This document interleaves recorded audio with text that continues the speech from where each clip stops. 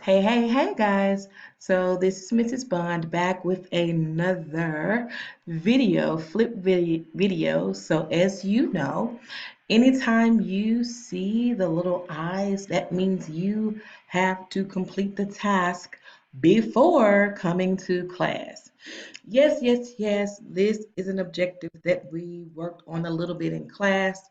Uh, but what I'm going to do is I am creating this video that has a couple of pre-work activities in it. It also has um, the rubric in it to show you how you guys will be graded because I'm doing standard-based grading this year. So it is your job, sweethearts, to master the standard. So let's hop right into it. So students will be able to identify key details in order to determine the central idea of a text.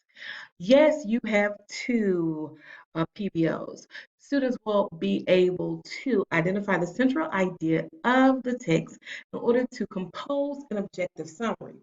After this video, I will be creating a video to show you all how to use the academic summary template that we use in class so that you can write your summary as well as 6 steps to write a summary, and this will help you in any class that you have to write a summary in. You will also be able to analyze its, and its is referring to the central idea development over the course of the text, including how it emerges, how it is shaped, how it is refined by specific details. As you see at the bottom screen to your left, you see the definitions that you must write down in your spiral notebook. Remember, the spiral notebook that I gave you is for my notes only. My notes only. And at the bottom right, you will see a reminder of declaring the objective. So we're simply to simplify all of this, we need to be able to identify or determine the central idea of the text by using details from the text. I don't know if you guys can see that part. I might have to make my screen bigger in the future. You guys will let me know. Of course, you will. Make sure you stop and jot. Make sure you stop and jot and answer these 3 questions in a complete sentence. All righty. So, here's what I want you all to do. We're going to activate your prior knowledge. Again, as I told you in class, a lot of the things that we ask you to do, you already do. You just don't know that you do it because we are basically breaking down what you do into smaller pieces. That's called analyzing. We're analyzing what you do. Yes. We're breaking it down and to show you, hey, this is what you do and this is how we apply it here. So here's what we're going to do. I want you all to pause the video when I say go, and I want you to answer these name the classic book cover. So what you're going to do is you're going to use the clues within the book cover to tell me the name of the book. So when I say go, you will pause and then you will answer it and then you will come back on. All righty, sweethearts. Good luck. Use the clues, use the clues, use the clues, and go. All righty. And you are back, right? So let's see if you're correct. So your task was to use the clues or the details to determine the name of these classic books. Well, what did you see in number one? You saw a guy, and you guys may have said, he got something on his head. He look like a crown or something. Oh, and he got flies. Okay. I'm going to guess that this is Lord of the Flies. And if you did, you are correct. Now, what about number two? What do you see right here? You see a book or you see a matchbox that has, that is like a book. So matches. Which one of these right here deal with matches? Well, Fahrenheit has to do with what? Fahrenheit in Celsius? Temperature, yes. And so what is something that makes temperature rise? Uh, that can make a temperature rise? Yes, matches heat. If you said Fahrenheit 451, you are awesome. Hold on, pause. What did you just do? You looked at the clues before you and you said, hmm, I see these clues, and these clues are telling me this. You made an inference. You made an inference. Yes, we talked about that last week. Again, I told you everything that we do in class, you already know how to do. I'm just refining it for you. I am heightening it to the next level. Okay. All right. So, the same steps that you applied to determining the name of the book is what we will be doing when we're reading a text and we're looking at the details because the details do tell. All right, so again, we know that the central idea of a text is the thought, belief, idea, or opinion that is supported with details from the text. If you were in class, you may have heard me say details do tell. The details tell it all. They tell it all. So we have to pay close attention to our details. Text contains um, major and minor details to support the central idea. Both of these details or types of details or categories of details provide additional information about the central idea. Here's an example. Takesha's report card reflected poor grades. She was baffled by the grade because she turned in her work. Knowing she would get in trouble, she hid her report card from her parents. When her parents discovered what her grades were, they grounded her for trying to hide the truth. Now let's stop. Let's focus on what we have before us.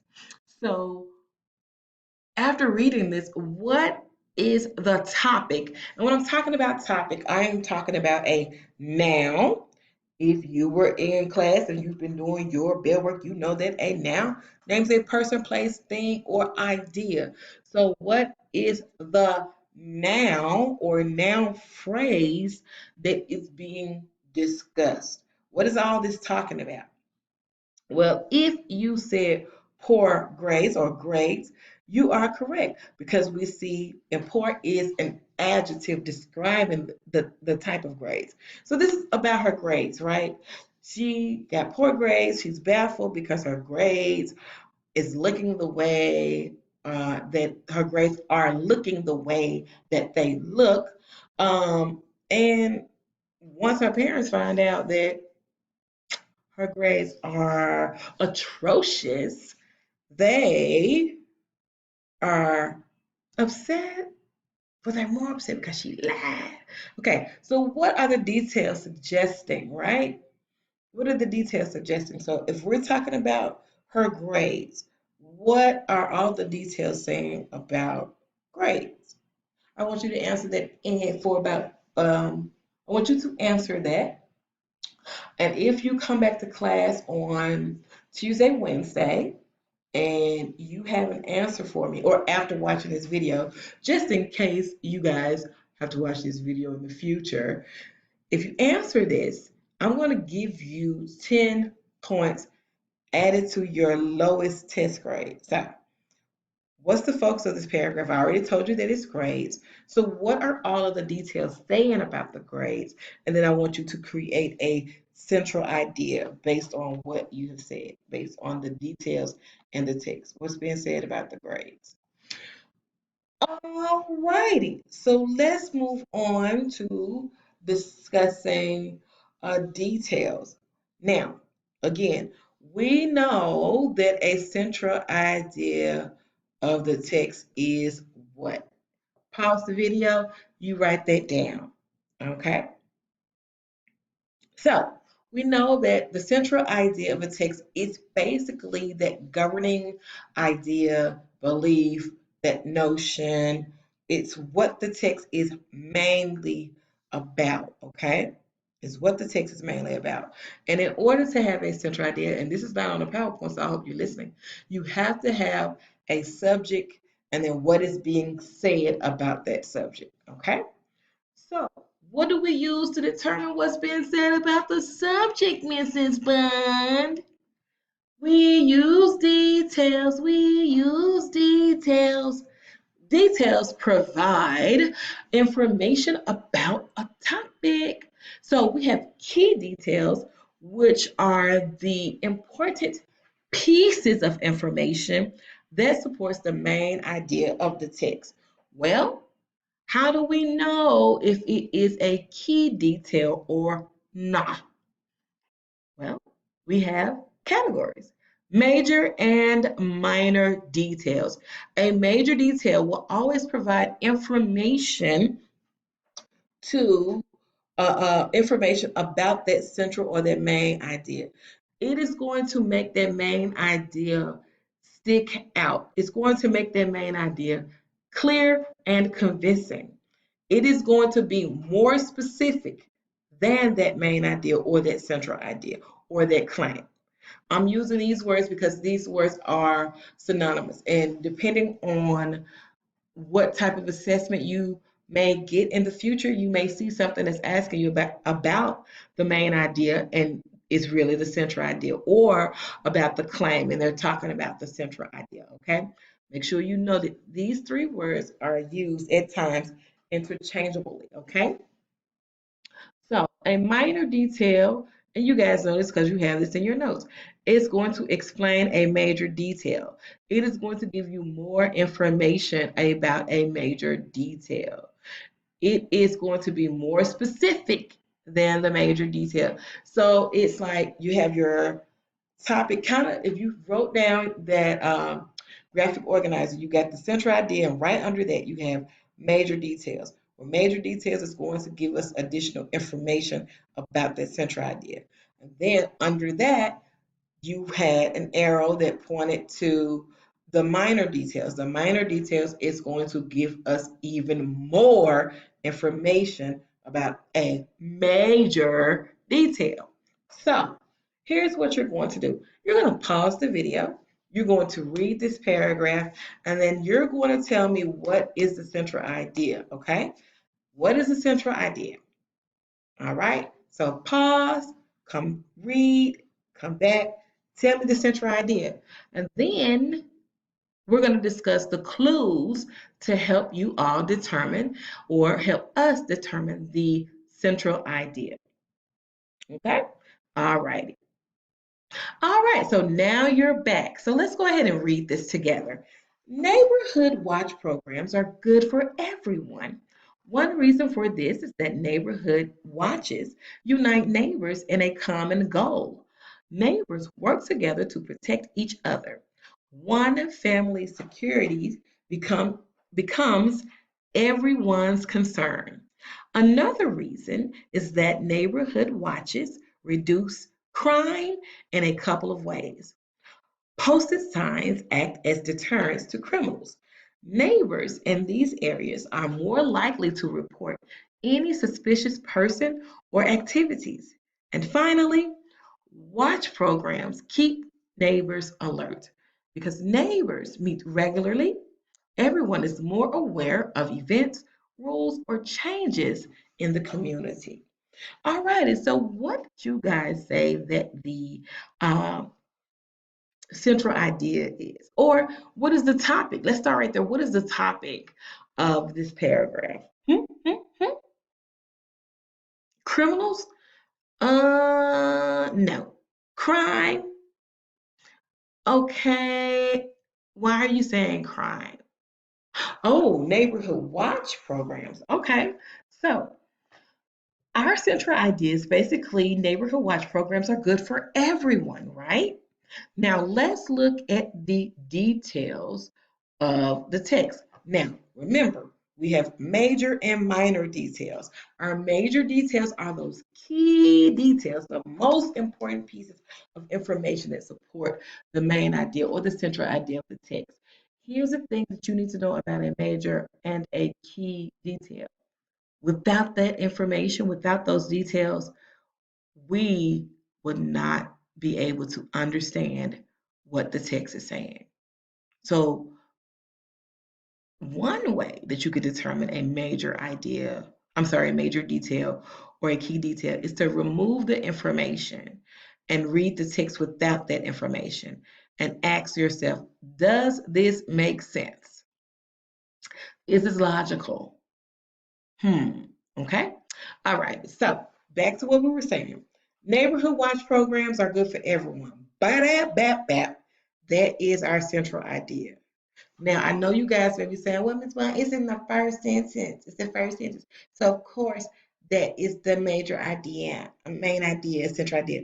That's not always the case. That's why you have to use the details. Sometimes your central idea is not stated, it is implied.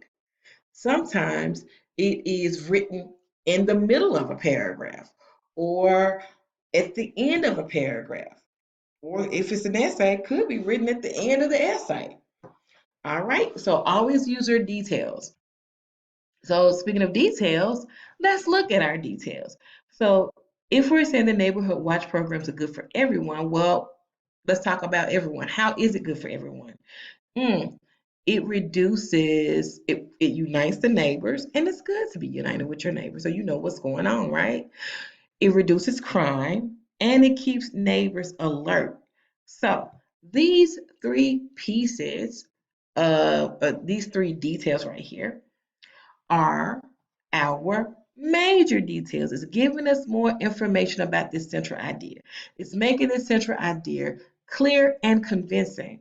Okay, you're telling me the neighborhood watch programs are good for everyone? How so? This is how. They unite neighbors, reduce crime, and they keep everyone alert. So that means that the pieces that we underline, they are minor ideas. I mean, minor details, I'm sorry, minor details because they are giving us additional information about our major detail. So we said neighborhood watches unite neighbors. How so? It's telling us, okay, it reduced crimes. How so? It's giving us information right there. Okay. All righty. So here is your opportunity to put together or use what we've done, okay? As you see, I also wrote some definitions on the side. Develop and supporting details, because you may see that as well. You need to know this. So that means you are stopping, you are writing this down, right? And what is our concept? We're trying to figure out what the text is about by using details from the text, okay? That's what we're doing. So I want you to pause right here. You're going to read, and you don't have to, you're going to read and annotate in your mind, okay? And then we're going to come back and then we're going to talk about this particular paragraph, okay? All righty, so let's read it together. So, functional illiteracy, the inability to read and write well enough to carry out everyday activities, is a complex social problem that stems from several sources. One source of the problem is our educational system.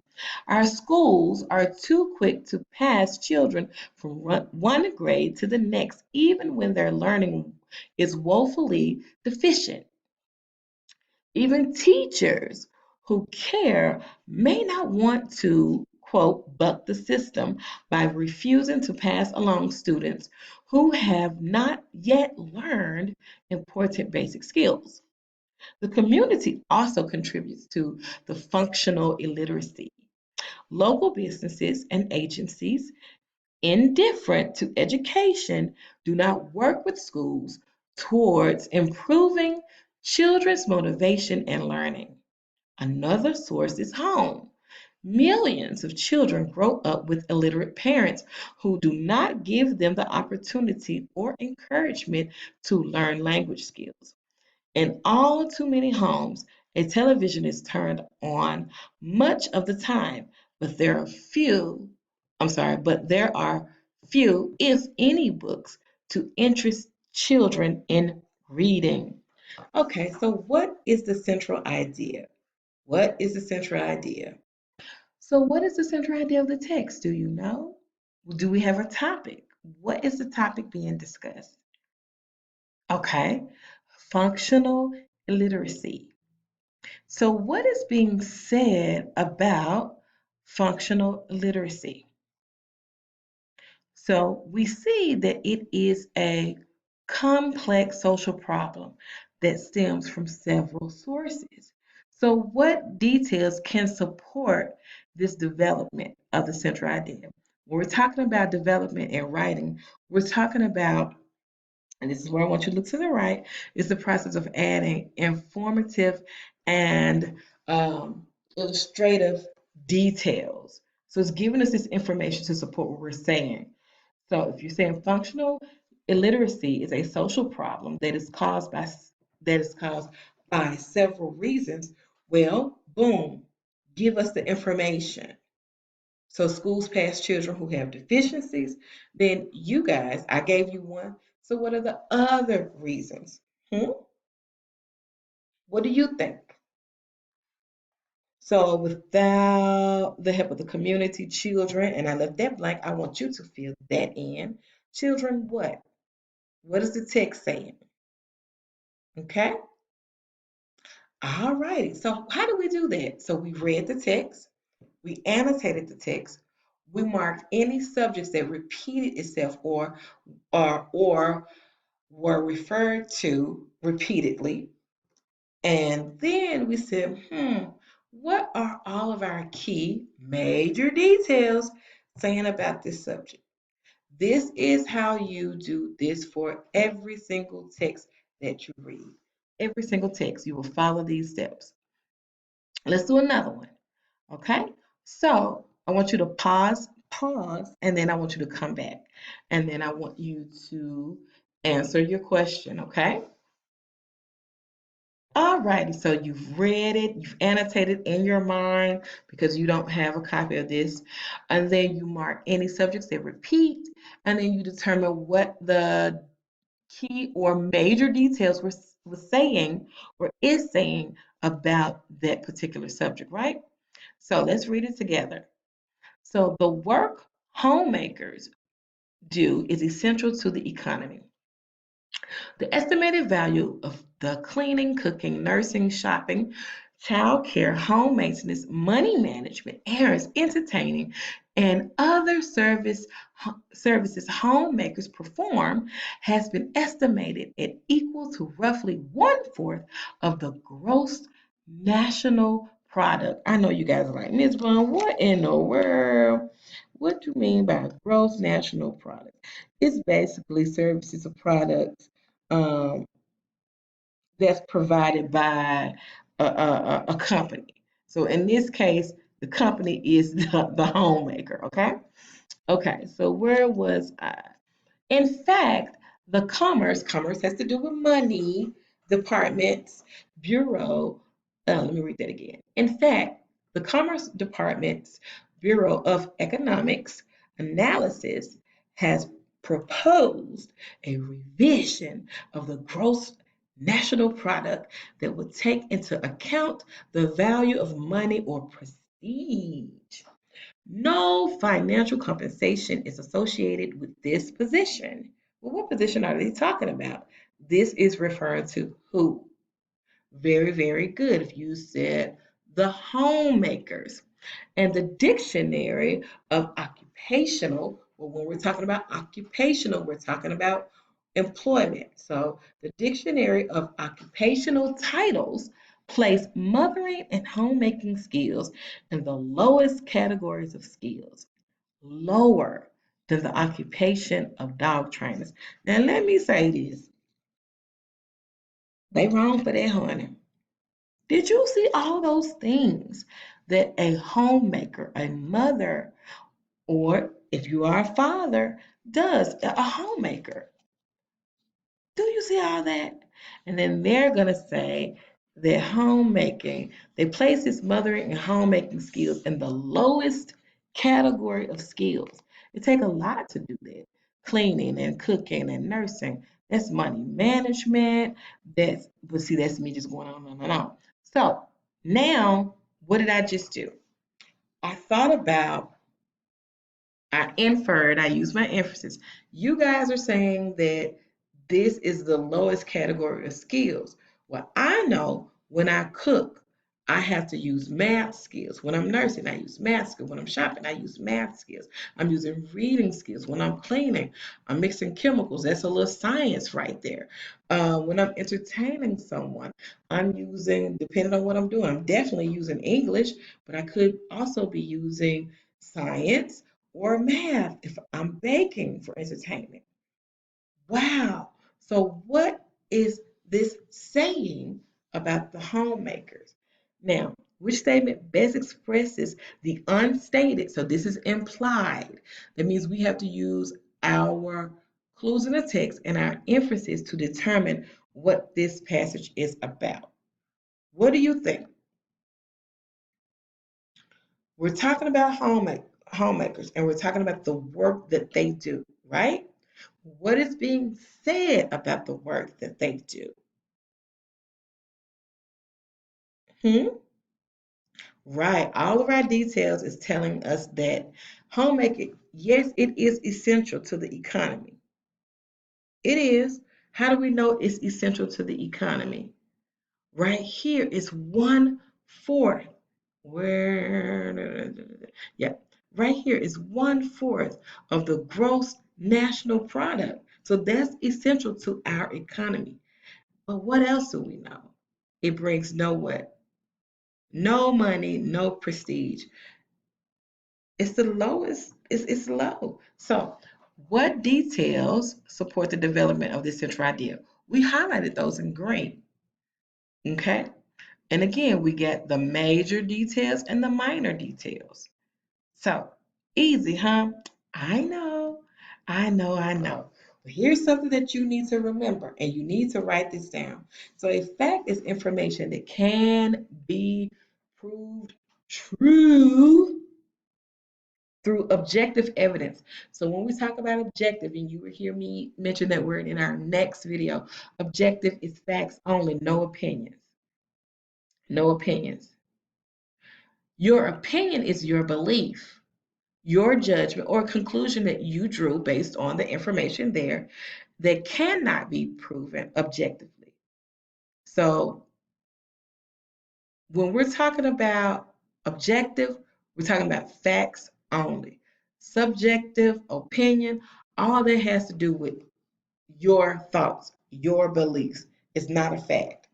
I can't argue with the fact, but I can argue with your opinion. All righty. We are almost done, sweeties. So let's talk about why this is relevant. Why is this relevant? So the first reason, mastering this standard and skill will help you on your upcoming assessment. Trust me, you will have an assessment soon on this particular standard. Well, let me give you the real world reason. In the real world, in a real world situation, a person might analyze nutritional values of the food served or analyze the health benefits of a product in order to relay this information to others. So you're analyzing something, so you have to know the central idea. You have to know what these details are saying so that you can relay this information to others so that they can walk away with an understanding and clarity, okay? What you see in the green box is the sample question stems. I'm going to put this in every slide so that you will know when you see a test and you have this type of question stem, you know that it is asking you about the central idea, okay? It's asking you how to find it. And so what you would do is you would use the steps that we applied in this video. You read, you annotate, you determine the topic that's being discussed. If you don't know off the bat, then you use the details in the text to determine that topic. And then you ask yourself, What are all the major or key details saying about this particular topic? All right. So in closing, but you're still not done after this because you got some work to do. You got some practice to do. So in closing, this is what I'm saying. All forms of communication have a central idea. You should have learned that. Identifying the details help, and it needs to be help without an S, help to determine the central idea. Annotating helps us to determine the key details. This is why I push you in annotating. Understanding major and minor details help to identify the central idea. Your major details will always be the strongest piece of textual evidence. And make sure that you cite more major details when you are supporting your claim. Easy peasy, huh? I know, because guess what? Right here, right behind this summary, well, this is your first task. You got to answer this question. What new concepts did you learn today? I gave you a word bank and I expect for you to use these words in your question, in your statement, in your answer. After you do that, then you will answer two of these independent practice questions, okay? So you're going to pause it, you're going to read it, you're going to answer part A and part B. You will answer part A and part B. All right? So pause, read, answer, and cite the evidence. Same thing here. Pause, read, cite the evidence. All righty, sweethearts. Now, this is how you're going to be graded for me. I know you may not can see this, but when you're determining the central idea or the theme, your goal for me is always a 4. It's always a 4. But in order to get a 4, you need to demonstrate the ability to identify multiple, that's more than one, central idea in the text. And then you're going to provide the strongest piece of textual evidence, which will be what? Very good, major details. You're also going to be able to complete an objective summary. That will be in your next video that's coming up. An objective summary to support or to show that you know the central idea and you know the major details and how these details support what is being said, okay? I don't think anyone would be at a 0. So this is your grade equivalency. So student had no success and showed no awareness of the goal, you're gonna make a 50. And that's being very, very generous. Again, my goal for you is 100, but I want you to try. And I always tell you to try. So even if you're a 2, if you can demonstrate an understanding of the central idea, but was unable to identify the central idea of that text, you showed me that you understood the concept, but when you went in the text, you did not select the correct central idea, or you did not select the central idea. Okay? Same thing. Read over this. So once you see these grades in the grade book, and I'm also going to post this when it's going to also be posted in Power School so that your parents will know how you were graded. Alrighty, sweethearts, I know that this is 33 minutes. I'm trying to get these videos in half, but this was a lot. And this is a major, major, major concept that you will be using throughout the whole school year, as well as your whole scholastic career. So I need to make sure that you understood this. All right, babies. See you all later. Have a good day. Bye.